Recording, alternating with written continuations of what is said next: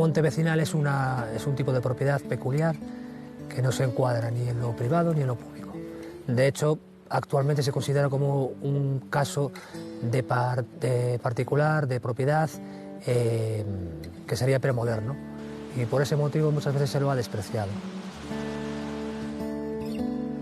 Lo que viene a ser una herramienta útil para, digamos, que establecer movimientos democráticos de decisión directa por parte de los vecinos que de repente tienen, por decirlo así, una cuota de poder y pueden decidir directamente lo que hacer en superficies de montes. Tiene una importancia relevante en Galicia porque ocupa 1/3 del territorio y desde luego son escuelas de democracia. Significa convivencia, significa consenso y sobre todo significa unión, ¿no? Por alcanzar el bien común, ¿no? de un territorio que nos da de comer, que nos da calor y que nos da la vida, ¿no?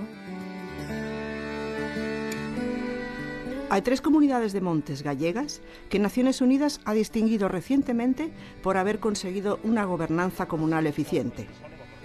Los comuneros de Covelo, Teis y Froxán han conseguido de forma colectiva recuperar y mantener biodiversidad en el monte que habitan, el monte que les pertenece por vivir allí y del que se han hecho responsables.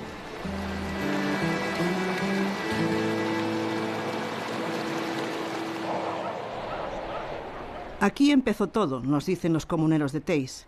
Aquí, donde la autopista AP9 atraviesa el monte Madroa y pasa por este túnel, de hecho es un falso túnel, construido sin atender las recomendaciones de los informes de impacto medioambiental. Aquí, donde la propuesta de los vecinos no fue atendida. Ese fue el caldo de cultivo en el que resurgió la unión y el interés por el monte. Reclamaron la titularidad colectiva de 50 hectáreas, constituyeron la gestora y con la indemnización que recibieron iniciaron el cambio de rumbo.